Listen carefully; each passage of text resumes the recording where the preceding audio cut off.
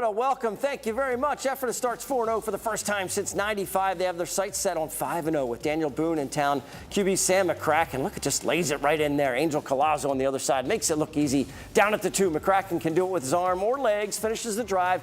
It's 7-zip, and the youngsters love it. They should. Ephrata keeps the foot on the gas. McCracken this time rolls to his right. Jeremiah Knowles, not a bullfrog, but wide open. The Mounts cooking on the field and in the stand. Knowles moves like Jagger on this big gainer as the Mounts get themselves to 5-0. Watch him slash through the defense. Your final score, we flashed it.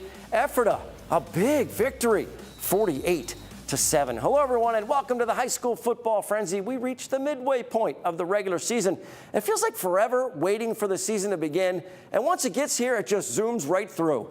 Not too far from Ephrata is where we find our Frenzy game of the week. Undefeated Lampeter-STRASBURG makes their way to 3-1 Cocalico. And you know it's a big game because that's where Andrew Callista is, ready to bring us a thrilling and detailed recap of the Eagles and Pioneers. Let's go. Jump for joy with this showdown in Section 4. Cocalico and Lampeter-STRASBURG pick it up in the third quarter. Cocalico up 17-3, but we got a game. Pioneers tailback John Mellinger.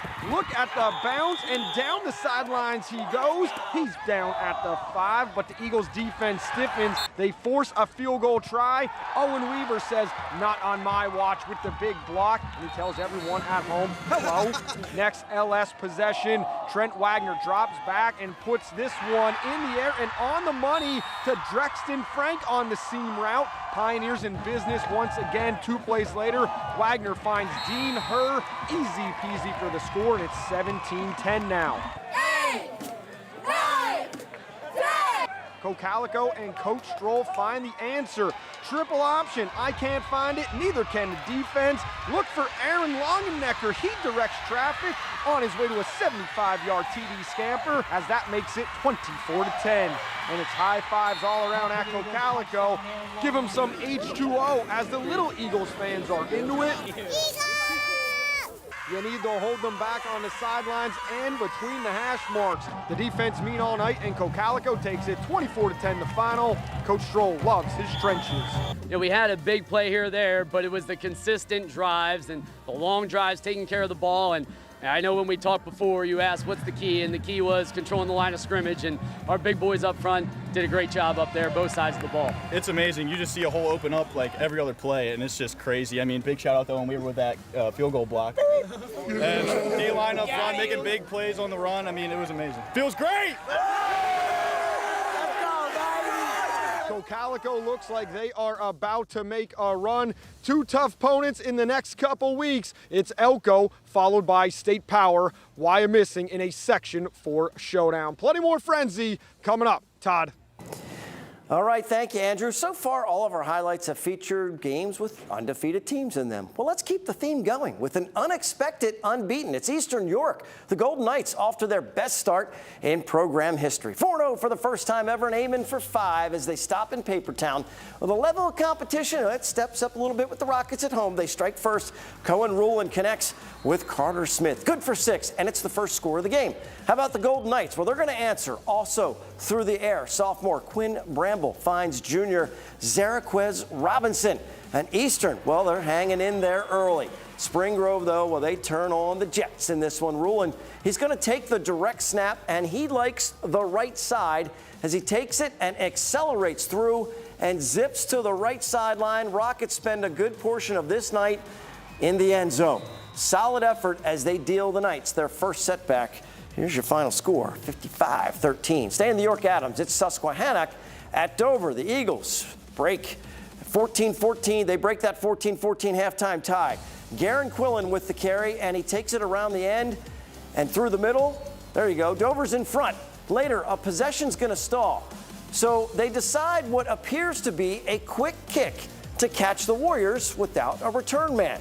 We'll take a look as the kick's going to be, well, it's a little too short and falls into the hands of Susky's Jack Wetzel. And there he goes down the sidelines. Brought down, but they are in business with the short field. We move to 4th down now. Susquehannock's going to need to convert, and it is not going to happen because Dover's defense is going to stiffen, and they pitch a shutout in the second half as this one knockdown there. They had another score and double up Susquehannock. Your final is 28-14. And I mentioned that undefeated teams are getting top billing this week on the Frenzy, and our own Alex Cawley saw a game that featured a pair of perfect squads. And Todd, as if a Bishop McDevitt and Cedar Cliff game needs any more momentum behind it, both teams enter tonight 4-0. For the Crusaders, it's really their first away game in Pennsylvania this season. They did earn a road W back in week 2, but that was in New Jersey. As for Cedar Cliff, they are 2-0 at home this season. Now, something's got to give tonight at West Shore Stadium. QB Stone Saunders looking to become McDevitt's all-time leading passer. Rico Scott certainly has helped in that effort. Started the second half, though, Saunders hitting Chase Regan, who then hits the road, which will end in the end zone. Crusaders in cruise control. He passes Matt Johnson for McDevitt's all-time leading passing mark. Saunders even had time to dust off Coach Wechter a little bit. Well, Bennett Seacrest will help Cedar Cliff get on the board as rolling right and finding Julius Tirado for 6. McDevitt goes a little deeper on the bench, and in some spots, Cedar Cliff trying to chip away at the lead, and it looks like they have reservations for 6, but who doesn't love a good hustle play? Dontavius Luckett, number 14, doesn't give up on the play, catches up, forces the fumble. Bishop McDevitt recovers on their way to a 48-7 victory. And we're going to stay on the West Shore and head to Cumberland Valley, where the Eagles host Harrisburg. This one that a Mid-Penn fan always looks forward to. Cumberland Valley on the move in the red zone. Miscommunication in the backfield. It's a fumble. Jyrell Britton coming up with it for the Cougars to end the Eagles' threat.